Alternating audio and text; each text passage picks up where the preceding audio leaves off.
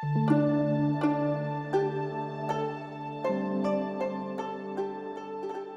everyone and welcome to this June bullet journal plan with me video. If you're new around here, hi, my name is Anna and today we're walking through this monthly theme with pandas, some bamboo designs and inspiration from East Asian art. I did a red panda theme like 3 years ago, so I thought it could definitely be one that we could revisit and expand on. But without further introductions, let's jump right into the setup, and we're starting from the June cover spread. I usually like to include a bigger and a little bit more challenging art piece in the beginning of the setups, and today we have this watercolor landscape scenery. If you're more into practical bullet journaling, feel free to skip this first painting, but if you're ready for some watercolor practice, let's go over this step by step. I'm using my fancier watercolor paper today. All the tools I'll use are listed in the description, by the way. And I wanted to make this painting initially a little bit larger than my journal spread, so I could really focus on some of the details in it, and then I'll resize it digitally and print out a final version to my journal. I did all of this because I wanted to hopefully list this painting on my shop and include it in the upcoming summer collection, so that's why I was using a little bit more time and effort in it. But anyway, as you can see, we're starting everything here with a pencil sketch. You need to be a little bit more careful when sketching for watercolor paintings because the pencil strokes can pretty easily show through in the final picture, especially if you use lighter tones. But I do think that having some sort of guideline is necessary and will make things much easier for us when it's time to go in with the paints. I know it's a little bit difficult to see what I'm doing here, but basically I just sketched out all the different elements in the picture to see that what I had in mind worked together well enough. My idea was to have these pandas sitting at the front of the painting, surrounded by a bamboo forest of some sort, and then there's this misty mountain landscape in the background. I didn't know if these elements would work together, and I didn't really have any reference for most things in this painting, so it was definitely one that I had to use maximum effort to create. I also tend to procrastinate paintings that are more on the difficult side. I know many of us probably do that, so this definitely took me quite a while to finish. But anyway, when you have some outlines on the paper that you think will help with the placements and sizes of things, it's time to take out our watercolors and start the coloring. I will use 3 different brushes for this tutorial, but if you don't own a flat brush, you could easily replace it with a bigger round one. I decided to start here with the whole background first and leave the pandas and bamboos as the last step of the whole process. So as I mentioned, I wanted the background to have this very misty appearance, and I was very inspired by some beautiful Chinese landscape art.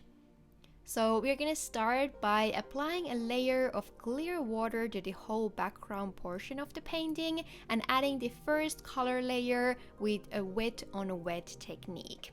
This will create very loose shapes that blend together quite effortlessly, so it really helps us to achieve that misty appearance.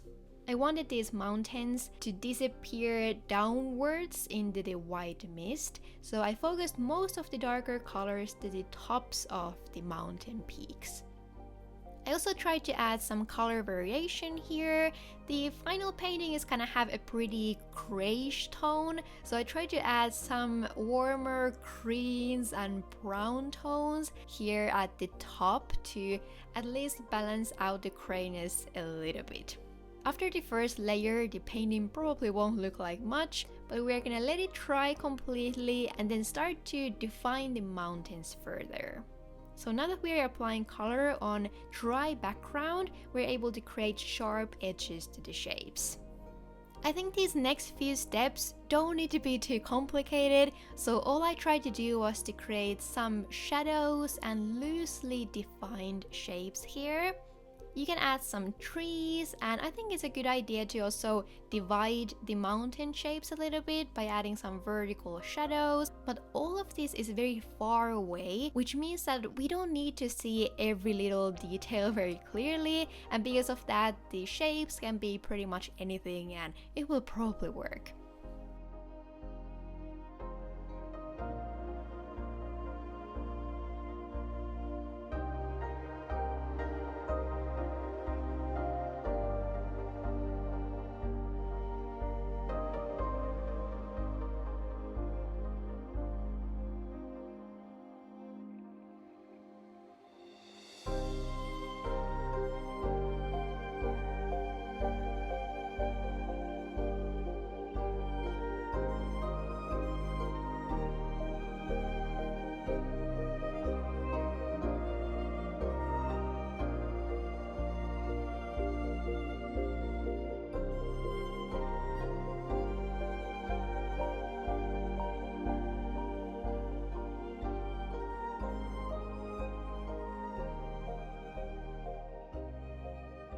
I started to add a little bit more intensity to this lower right side, and here I actually wanted there to be some sort of a temple in the midst of the mountains. For this part, I had a reference picture that I was loosely following, but again, having the misty appearance here lets us get away with some pretty unfinished lines and shapes, and we can still keep everything quite loose and messy.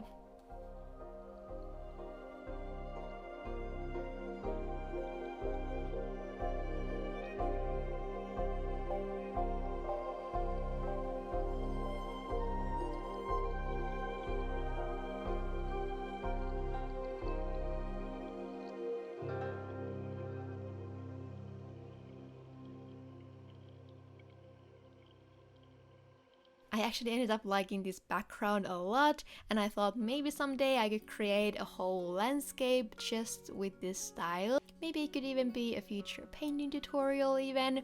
But now it was time to start with the front part.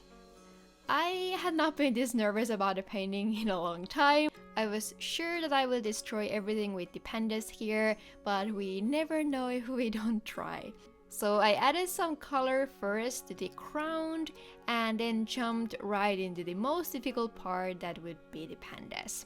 I didn't have any reference for these, which was probably the most difficult thing for me. I usually like to have at least a rough guide when I draw animals, so I think that's why the big panda is probably not exactly anatomically correct. But I think stuff like that doesn't really matter because there are so many different art styles that you can go for.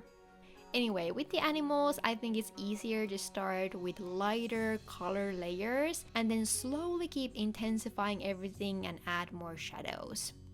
I think it's a little bit safer approach to watercoloring in general, and especially if you feel nervous to mess up a part, I think building things up little by little might be a slightly easier approach, and you will also build confidence on the way.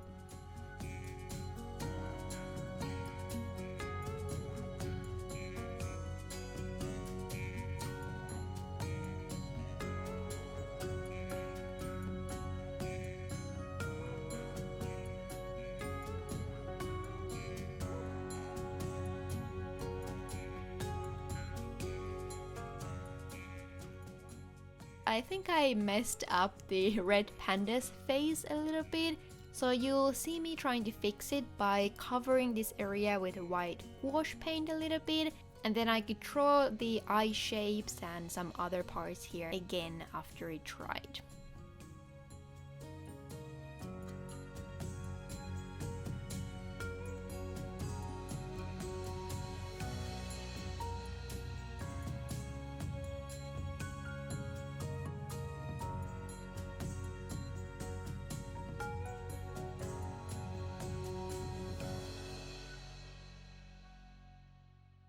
And then of course the very last step of this painting were the bamboo leaves in the edges of the painting that brought some needed contrast here in my opinion, and somehow framed the picture and brought these two parts together a little bit better. So I used pretty dark green tones that covered up pretty much everything behind these leaves. And lastly, I finished the painting by adding some final shadows here and there.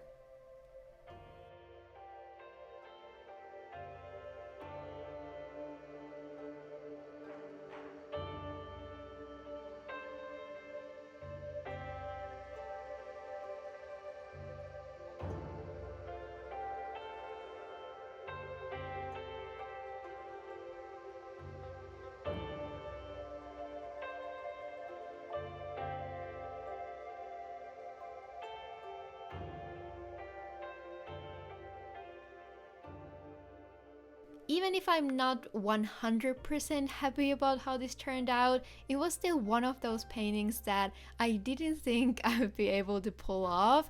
So finally finishing this somewhat successfully felt like a huge accomplishment. So as I mentioned, after this was done, I resized the picture on the computer and also tweaked some of the colors and removed any dust particles or remaining pencil sketches.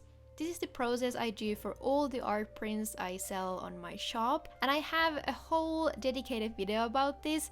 It's quite old, but the information is still pretty much the same, even if the quality has maybe taken some steps.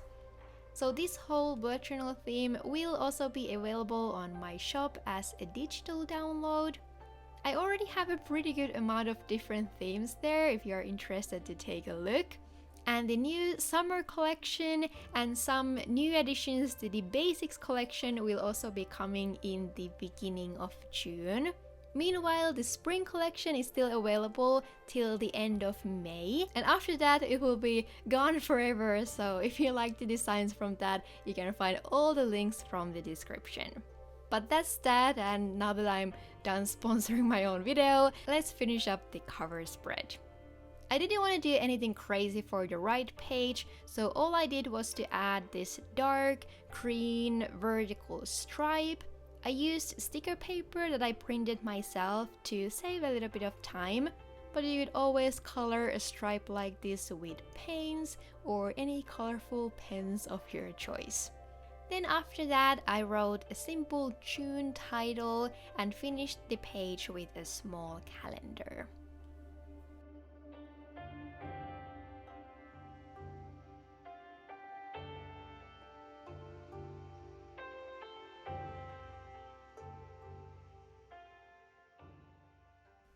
So that's finally it for the whole June cover, and now let's move on in the setup. Next, we'll set up a bigger monthly calendar, and I actually wanted to try out just something a little bit different for this setup. So we're starting by cutting this Dutch door from the second page. Whenever I know there's a Dutch door in the layout, I usually cut it out first. It's been a few too many times when I started to throw something on this space that's supposed to be cut out. Anyway, I actually did things in a little bit weird order here by first setting up the start for the calendar and the other section in the Dutch door. And then we'll build all the decorations around these later. I know that sometimes, especially the beginning of my videos, are a little bit drawing heavy, so I just wanted to switch things up here.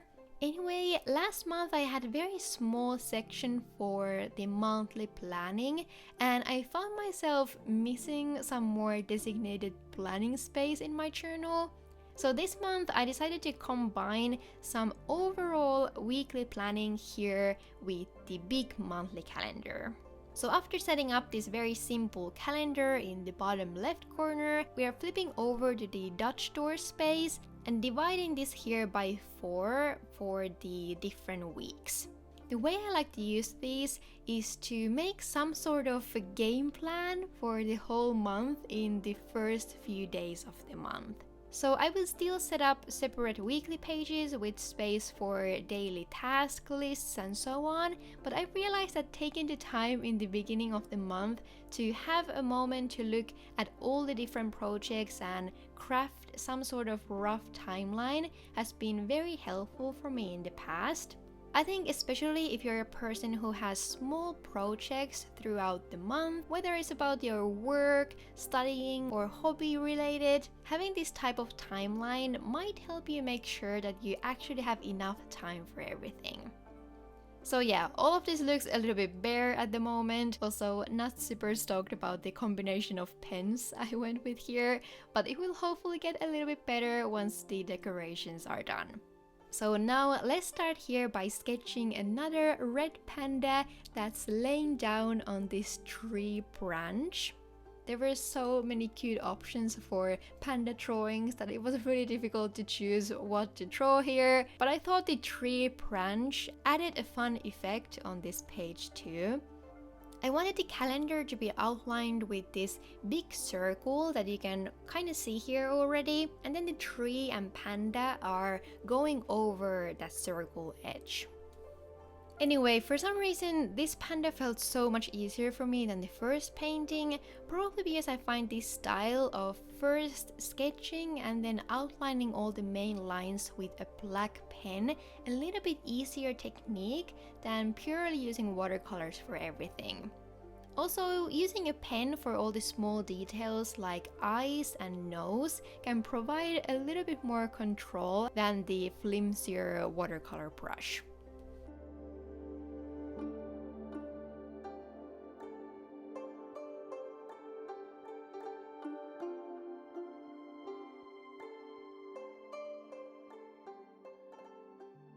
The difference in using watercolors directly on your notebook paper is that the colors won't blend as easily, and it also feels like the colors dry down much faster. I'd also try to avoid going over one spot too many times because it might cause the paper peeling a little bit, but especially with these notebooks with thicker paper, you're definitely able to create some simple watercolor paintings directly onto the pages. So I wanted the background of the panda to also have some green tones, maybe to look like some leaves in the background. And I thought having that lined with the circle border would bring out the calendar area a bit better too.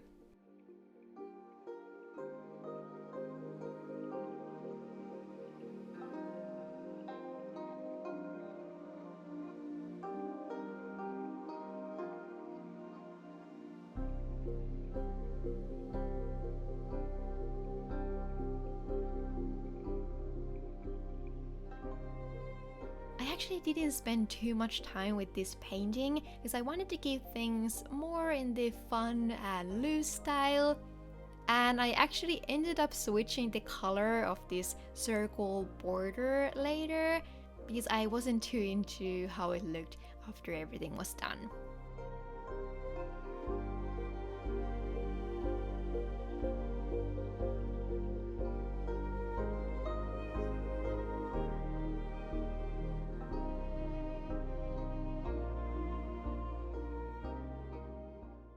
But anyway, now we still have the right side of the page empty, and I actually didn't have any particular idea for it first, but then I came up with this black window frame decoration. So this was a little bit of an afterthought, which is why I don't know if it completely fits the rest of the page, but I guess the style is at least somewhat similar with the rest of the theme. Anyway, I wanted to use this neutral beige color in the background and decided to first paint some light bamboo leaves here. I was trying to make this look like they were shadows of bamboo leaves, but I guess it would work both ways. Anyway, I actually thought that I made the black frames a little bit too thick on the first try. So after thinking about it for a while, I decided to try again by covering the first attempt and making the black lines a little bit thinner. The outer borders were still quite overpowering, but it didn't bother me quite as much. I think using black decorations always adds a pretty dramatic effect, which can be a good or bad thing depending on your personal preference. So this window frame definitely added quite a huge impact on this spread, which made me want to change the circle black too, so that the first calendar side wouldn't get too drowned out by the right side.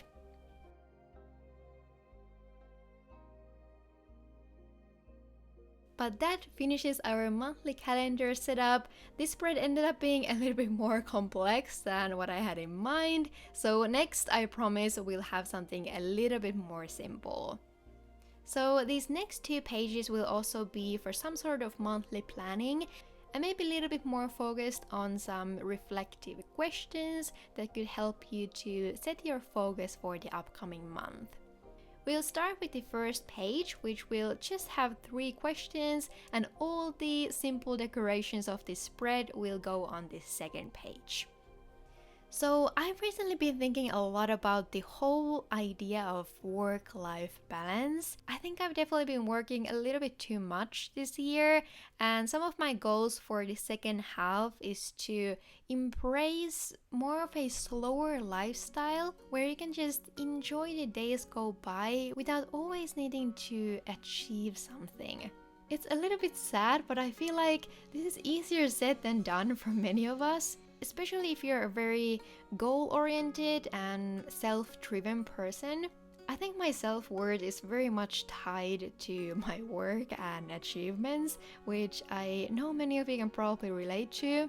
So I think I might add some more reflective empty spaces like this in my journal in the second half of the year too, and kind of use it as a way to see where my mind's at and use these small opportunities to reflect on my inner thoughts a little bit. I hope this will give you some ideas to use your bullet journal for stuff like this as well. So it doesn't only need to be a calendar or even an art sketchbook. It can also serve you as more of a regular diary to store the thoughts we have throughout the year. But yeah, I wanted to pair the questions here with some very light and airy decorations. So I found this absolutely beautiful illustration of these hanging leaves, and I knew I wanted to create something similar here. So I started to paint these very simple long leaf shapes with watercolors, and I think the key to this painting is to keep switching the tones of green color and also make the tips of the leaves very long and thin.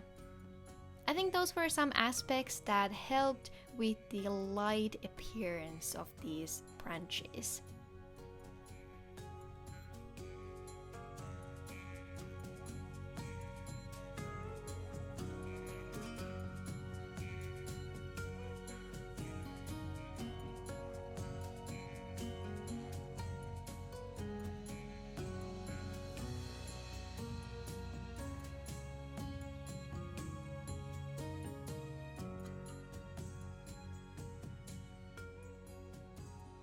I don't really have much to say about this step, so after I was done with all the leaves, I decided to add a Japanese quote on this page. I know it might be a little bit weird detail for some of you, but I think the aesthetic of the kanji characters went very nicely with the rest of the spread. So I chose this simple proverb, which in Japanese says "Chiri mo tsumoreba yamato naru." The direct translation of this is even dust when piled up can become a mountain. So the way I took this is that even the smallest steps in your life take you closer to the end goal. And yeah, I thought it was very fitting and a good thing for all of us to remember. After this, I actually ended up changing this middle box. I was very happy with the rest of the spread, and then this one box was a little bit messy. Also, I realized I made a small English mistake here. So I guess this was a moment where perfectionism won a little bit. It wasn't that big of a deal, but I do think that this second, cleaner box looked a little bit prettier. Anyway, now let's move on to the last full spread of this setup, which will be for the weekly layout. I hope you're not tired of seeing different Dutch store weeklies, because I feel like that's all I do these days. They're just so functional for me throughout the month, because I'm definitely someone who likes to have the whole setup done beforehand, and that there's only minimal effort required during the month itself.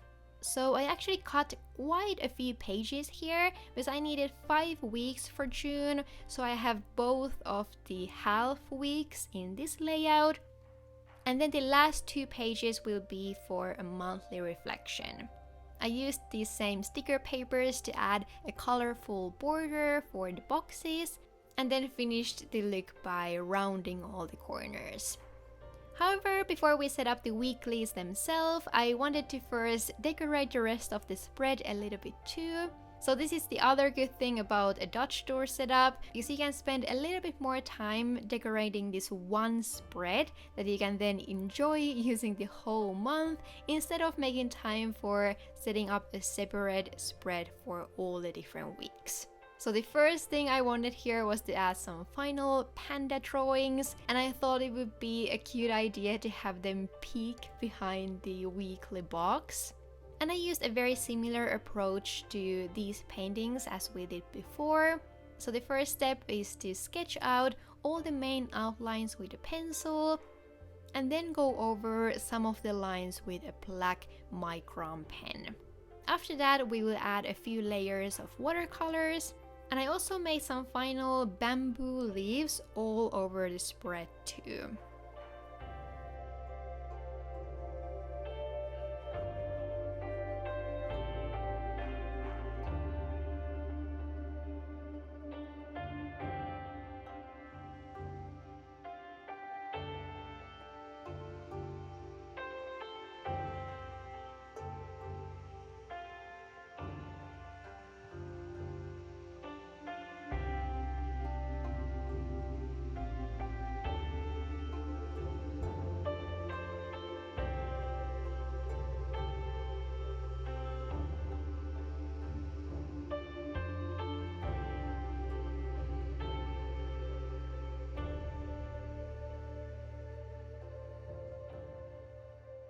So I also sketched out the bamboos. I think it was a little bit easier to keep the directions of the leaves more balanced this way, instead of just freestyling on the go, which can always be a little bit more difficult. And I did the same thing here as we did with the hanging leaves. So I tried to switch the intensity and tone of the green colors a little bit, and I think it helped to make the whole look of this spread a little bit more interesting.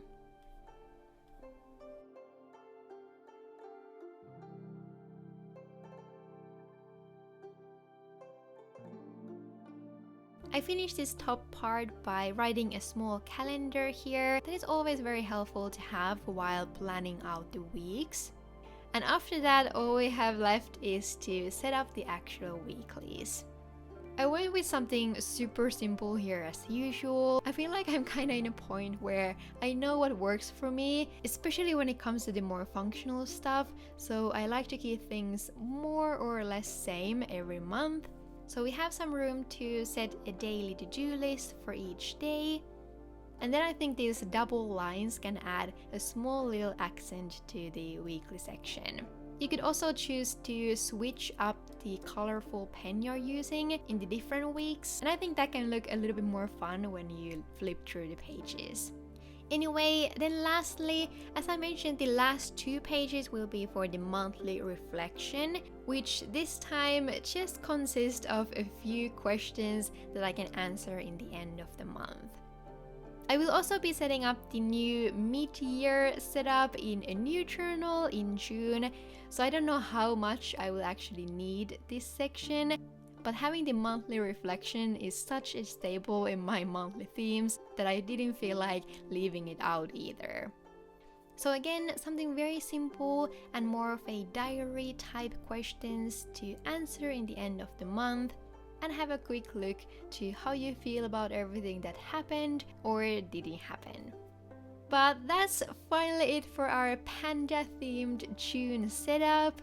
I feel like this theme reminded me of some of my older bullet journal themes. I don't know if you feel the same way. Anyway, I do hope that you got some new ideas from it and feel ready for June. If this was your first time around here and you'd like to stay tuned, definitely consider subscribing. And I guess that's it for this time. Thank you so much for watching. I hope you're having an amazing day or night wherever you are, and see you in my next one. Bye bye.